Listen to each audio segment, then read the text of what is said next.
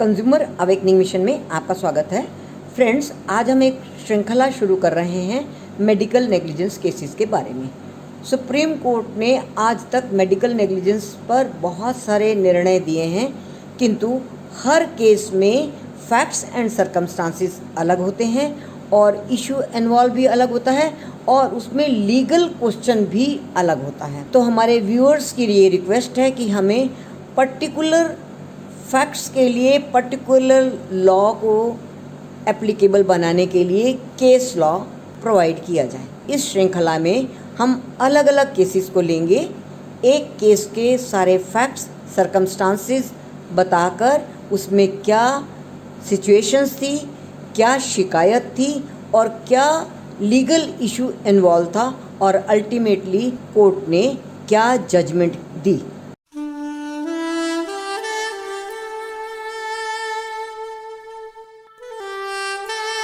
Consumer awakening mission में आपका स्वागत है। फ्रेंड्स, आज हम लाए हैं आपके पास एक केस, मेडिकल नेग्लिजेंस का केस है जिसको सुप्रीम कोर्ट ने 1996 में डिसाइड किया था। Achyut Hari Bhai Khodwa versus state of Maharashtra. बहुत सारे व्यूअर्स का ये प्रश्न है कि क्या कोई हॉस्पिटल केस लेने को ट्रीटमेंट के लिए या पेशेंट को एडमिट करने के लिए मना कर सकता है। और बहुत बार ये प्रश्न भी आया है कि ट्रीटमेंट तो कुछ और बोला था, कर कुछ और दिया, या ये डायग्नोसिस ठीक नहीं किया। इन सारे प्रश्नों का जवाब आपको इस केस में मिलेगा। हम इस सीरियल में मेडिकल नेग्लिजेंस के एक एक केस को अलग अलग ले रहे हैं जो सुप्रीम कोर्ट ने आज तक डिसाइड किए हैं, क्योंकि हर केस में अलग इशू होता है, अलग फैक्ट्स होते हैं। जिस केस के फैक्ट्स आप पर एप्लीकेबल होंगे वही केस आप अपने केस के साथ इन सपोर्ट लगा सकते हैं। तो आज हम बात कर रहे हैं Achyut Hari Bhai Khodwa versus state of Maharashtra, Supreme Court 1996। इस केस में 3 बिंदुओं पर सुप्रीम कोर्ट ने चर्चा की है। पहला, डॉक्टर को या हॉस्पिटल को या नर्सिंग होम को ये निर्णय लेना होता है बड़े ध्यान से कि क्या जो केस उनके सामने आया है उसको उन्होंने स्वीकार करना है, उसको ट्रीटमेंट देने के लिए एक्सेप्ट करना है या नहीं। इसके लिए उनको बहुत सारी चीज़ों को देखना पड़ता है। पहला, उनके पास सारा इंफ्रास्ट्रक्चर और ट्रीटिंग डॉक्टर्स और सारे इक्विपमेंट्स पैनल पे उस पर्टिकुलर डिजीज़ के लिए डॉक्टर अवेलेबल है, बेड अवेलेबल है और वो इन सारी चीज़ों के साथ ट्रीटमेंट देने के लिए केपेबल हैं। जब ये तय हो जाएगा, ये सारी चीज़ें उपलब्ध हैं, तो डॉक्टर निर्णय ले सकता है कि हाँ, ट्रीटमेंट के लिए हमको इस पेशेंट को एक्सेप्ट करना है। जब आप पेशेंट को एक्सेप्ट कर लेते हैं, एडमिट कर लेते हैं, तो आपको ये डिसाइड करना होता है कि इसको क्या ट्रीटमेंट देना है। मीनिंग देयर बाय आपको डायग्नोज करना है। एक ही बीमारी के ट्रीटमेंट के कई मेथड्स होते हैं। डॉक्टर उन मेथड्स में से कोई एक मेथड अडॉप्ट कर सकता है, प्रोवाइडेड वो मेथड मेडिकल साइंस में एस्टैब्लिश्ड नॉर्म हो, अपनी मर्जी से ना हो।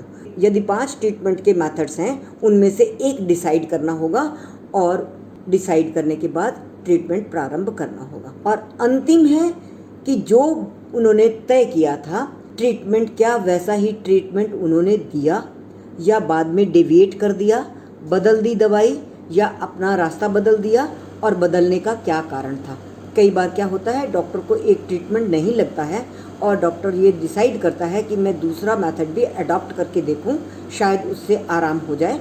तो वो जब बदलता है उसके लिए भी नोटिंग करनी चाहिए कि ऐसा क्यों किया, क्योंकि मेडिकल नेग्लिजेंस के जब केसेस आएंगे तो उसमें पेशेंट ये तर्क देता है कि सोचा तो कुछ था और ट्रीटमेंट कुछ और दे दिया और ये ट्रीटमेंट तो गलत था। तो इस बात से बचने के लिए डॉक्टर को बाकायदा नोटिंग करनी चाहिए कि ये ट्रीटमेंट प्रारंभ किया था, ये नहीं चला।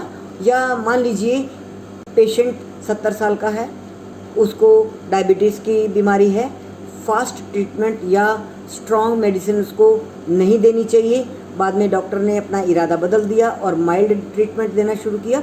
ये सब यदि करता है तो उसकी नोटिंग होनी चाहिए। ये सारी बातें इसलिए कही गई इस केस में ताकि डॉक्टर की इंटेंशन पर भी कोई डाउट ना हो, पेशेंट के सामने भी जब जवाबदेही हो, जब कोर्ट में कुछ पूछा जाए तो ये सारे तर्क यदि डॉक्टर के पास होते हैं तो वो अपने केस को अच्छी तरह से डिफेंड कर सकता है। और दूसरा सबसे महत्वपूर्ण बात है कि पेशेंट के साथ भी कोई कोताही नहीं होनी चाहिए, डॉक्टर को बड़ा केयरफुली ट्रीटमेंट देना चाहिए। एक अंतिम बात इस केस में भी ये कही गई, जब कोई चीज़ स्पष्ट रूप से दिखाई दे रही है, फैक्ट्स ही सारी बात को बोलते हैं। मान लीजिए ऑपरेशन के दौरान रुई का फाया या कोई इंस्ट्रूमेंट, सर्जिकल इंस्ट्रूमेंट अंदर छोड़ दिया और उसके बाद पेशेंट को तकलीफ़ हुई, तो ये तो क्लियर नेग्लिजेंस मानी जाएगी। और दूसरी बार यदि ऑपरेशन होता और उस चीज़ को निकाला जाता है और पेशेंट को उससे राहत मिलती है तो ये अपने आप में स्पष्ट है कि नेग्लिजेंस हुई थी। इसके लिए किसी प्रकार के स्पेशल एक्सपर्ट ओपिनियन की आवश्यकता नहीं होती। तो आज हमने चर्चा की Achyut Hari Bhai Khodwa versus state of Maharashtra Supreme Court 1996 के इस केस में, जिसमें 3 पैरामीटर्स तय किए गए हैं कि डॉक्टर्स को केस लेते समय किन बातों का ध्यान रखना चाहिए। Thank you very much friends. हम फिर मिलेंगे इसी तरह के एक नए केस के साथ। थैंक्स।